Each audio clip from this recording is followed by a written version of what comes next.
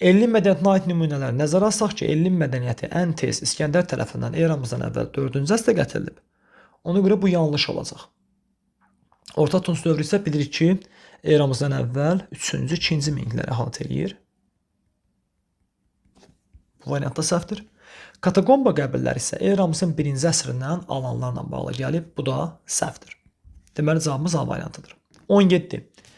Əhəməni ağalığı dövründə Azərbaycanın şimalında ilk quldar dövlət meydana gəldi.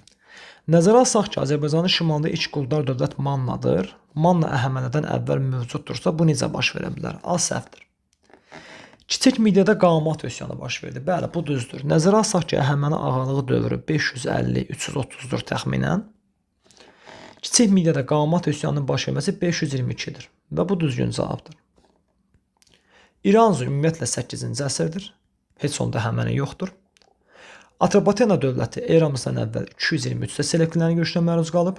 Atropatena bu vaxt məruz qalıbsa Əhəməni yoxdur. Qavqamela döyüşündə Makedoniyalar məğlub edildi. Qavqamela döyüşü düşə bilərdi, amma Makedoniya orada qalib gəlib. Y-də səhvdir. Deməli, cavabımız Bakı variantıdır. 643-cü ildə keçən növbəti suala.